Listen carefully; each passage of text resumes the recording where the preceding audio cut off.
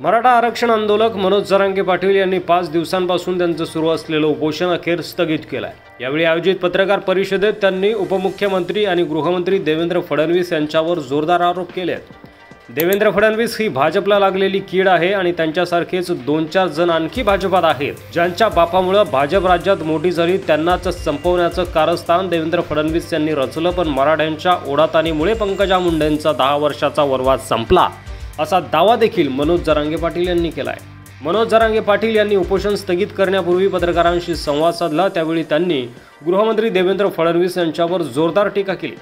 ते असं देखील म्हणालेत की प्रवीण दरेकर आणि प्रसाद लाड यांना पुढे करून देवेंद्र फडणवीस काड्या करत आहेत। प्रवीण दरेकर असं म्हणाले होते की जरांगेंच्या दाढीमिशा काढल्या तर ते तमाशातील गणपत पाटलासारखे दिसतील। यावर मनोज जरांगेंनी प्रत्युत्तर दिलंय। ते म्हणालेत की मला बरं वाटू द्या, कोण कसं दिसतं हे मीही सांगतो। प्रवीण दरेकर हे तमाशातील नथ नसलेल्या मावशीसारखे दिसतात। दरेकर यांना शेवटची संधी देतो, माझ्या नांदी लागू नका। तू कसा निवडून येतो ते मी पाहतो। मी कोणावर वैयक्तिक टीका करत नाही, तुम्ही देखील शहाणे व्हा, असा इशारा मनोज जरांगे पाटील यांनी दिलाय।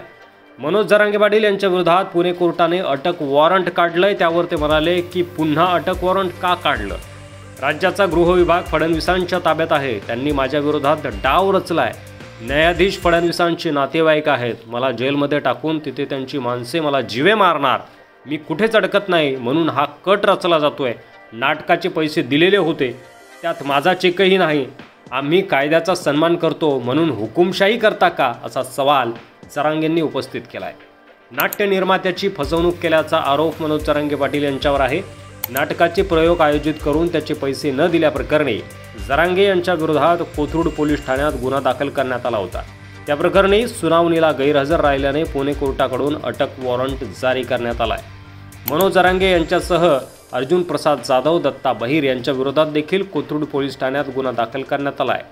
पुणे कोर्टाने 2 वेळा समन्स बजावलं होतं, दोन्ही वेळेस हजर न झाल्यामुळे कोर्टाने अखेर वॉरंट जारी केलाय।